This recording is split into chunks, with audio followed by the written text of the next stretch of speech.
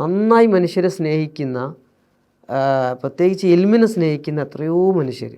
അതിന് ഒരൊറ്റ ഉദാഹരണം പറഞ്ഞാൽ, അവരുടെ ഒരു നിർബന്ധമാണ് അസ്ഹറിൽ പഠിക്കാൻ വരുന്ന വിദ്യാർത്ഥികളൊക്കെ ഇവിടെ കഷ്ടപ്പെടരുത്, അവർക്ക് വേണ്ട ഭക്ഷണം ഞങ്ങൾ കൊടുക്കുമെന്നുള്ളു. റമദാനിൽ മാത്രമല്ല, റമദാനിൽ പിന്നെ പ്രത്യേകിച്ച് അവിടെ അങ്ങനെയാണ്. നമ്മുടെ നാട്ടിലും ഉണ്ട് റമദാനിൽ പലയിടത്തും ഇഫ്താറിനൊക്കെ സംവിധാനം ഉണ്ടാവും. പക്ഷേ അതേ സമയത്ത് എല്ലാ ദിവസവും അസ്ഹർ പള്ളിയുടെ പരിസരത്ത് ഫ്രീ ആയിട്ട് ഭക്ഷണം അവർ ഒരുക്കി തരുന്നുണ്ട്.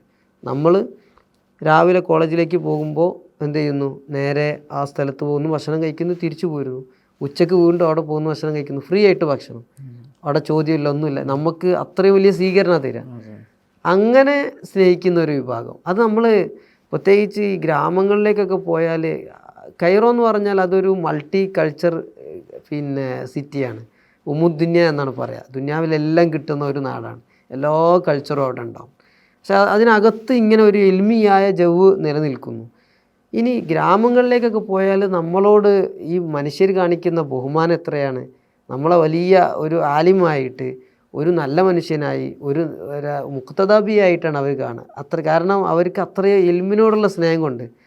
ഈ നേരത്തെ നിങ്ങൾ സൂചിപ്പിച്ച പോലെ ബഹുമാനപ്പെട്ട സക്കരിയ അൽ അൻസാരി റളിയല്ലാഹു അൻഹു, ഇബ്നു ഹജർ അസ്ഖലാനി റളിയല്ലാഹു അൻഹു അടക്കമുള്ള വലിയ അയിമ്മത്ത് കാണിച്ചു കൊടുത്ത ഒരു പാരമ്പര്യമാണല്ലോ. സ്വാഭാവികമായിട്ടും അത് അവരിൽ നിലനിൽക്കുന്നു.